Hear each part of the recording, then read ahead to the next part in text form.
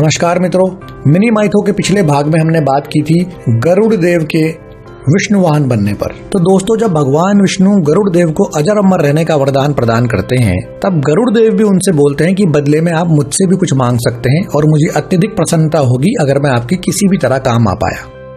तो भगवान विष्णु गरुड़ देव से बोलते हैं कि आप मेरे वाहन बन जाओ। तो वरदान मिलने के पश्चात जो है, गरुड़ देव जी कहते हैं कि ये तो मेरा सौभाग्य होगा कि मैं आपका वाहन बनूं, परंतु अगर आपकी अनुमति हो तो सबसे पहले मुझे यह अमृत कलश नागों तक पहुंचाना है, जिसके पश्चात वो मेरी माता को दास्ता से मुक्त कर देंगे। तो भगवान विष्णु गरुड़ देव को आशीर्वाद देते हुए कहते हैं कि आप जाइए, आप तो अजर अमर हैं और अमृत कलश को देकर अपनी माँ को दास्ता से मुक्त कराइए। और भगवान विष्णु ने आशीर्वाद देते हुए सबसे पहले अपने इस कार्य को पूर्ण करने के लिए कहते हैं। और इधर भगवान इंद्र जो अपने पूर्व प्रयास में गरुड़ देव को रोकने में पूर्णतः असफल होते हैं, लेकिन भगवान इंद्र ने भी उनका पीछा नहीं छोड़ा होता। लेकिन उन्हें यह ज्ञात नहीं होता कि गरुड़ देव भगवान विष्णु से अजर अमर होने का वरदान प्राप्त कर चुके हैं और भगवान इंद्र अपने वज्र से गरुड़ देव पर प्रहार कर देते हैं। लेकिन उन्हें देखकर अचरज होता है कि उस वज्र के प्रहार से गरुड़ देव का बाल तक बांका नहीं होता और वो कहते हैं, यार ऐसी क्या बला है, इस पर तो वज्र का भी असर नहीं हुआ।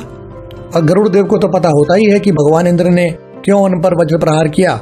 तो वह इंद्रदेव से कहते हैं कि जिन महर्षि दधीची की हड्डियों से वज्र बना है, उनके सम्मान में मैं अपना एक पंख छोड़ रहा हूँ। ये बहुत बड़ी बात है। और यह देखकर इंद्र समझ जाते हैं कि गरुड़ बहुत बलशाली हैं और वह कितने बली हैं, उसका अंदाजा उन्हें इससे हो गया कि उन पर वज्र का असर तक नहीं हुआ। और गरुड़ से बात करते हुए उन्हें यह भी ज्ञात हो जाता है कि गरुड़ देव में इतना बल है कि वो तीनों लोकों का भार स्वयं पर ले सकते हैं। लेकिन इंद्रदेव गरुड़ देव से कहते हैं कि हे गरुड़, मैं समझ सकता हूँ कि आपकी माँ को उन सर्पों की दास्ता से अतिशीघ्र मुक्त कराना आपका ध्येय है, परंतु तनिक सोचिए कि अगर यह अमृत कलश उन सर्पों के हाथ लग जाएगा तो संपूर्ण ब्रह्मांड में उत्पात मचा देंगे। जिनकी प्रवृत्ति में कुछ भी सकारात्मक या अच्छा नहीं है, उन लोगों के हाथ अगर अमृत कलश लग जाए तो यह बहुत ही बड़ा संकट सिद्ध हो सकता है। इसलिए मैं आपसे आग्रह करता हूँ कि आप उन लोगों को यह अमृत कलश देने से पहले पुनः विचार करें। तो गरुड़ देव भगवान इंद्र से कहते हैं कि देखिए, मेरी माँ को दास्ता से मुक्त कराना मेरा सबसे पहला उद्देश्य है, मेरा परम उद्देश्य है। उसके अलावा मैं अभी कुछ और नहीं सोच रहा, पर अगर आपके दिमाग में कुछ योजना या सुझाव है तो आप मुझे बताइए। तो इंद्रदेव कुछ सोचने के पश्चात अपनी योजना गरुड़ देव को बताते हैं और उनकी योजना सुनकर गरुड़ देव सर्पों के पास अमृत कलश लेकर चले जाते हैं।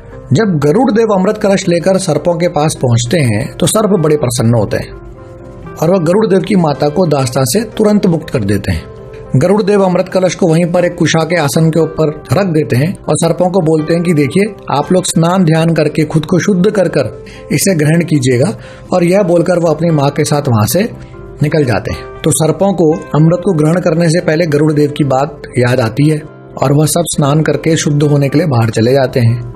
और वह जैसे ही बाहर जाते हैं, घात लगाकर छिपे हुए इंद्रदेव चुपचाप से वहां आते हैं और अमृत कलश लेकर भाग जाते हैं। और जब सर्प सारे के सारे वापस आते हैं स्नान करके, तो वह देखते हैं कि अमृत कलश तो अपनी जगह पर है ही नहीं।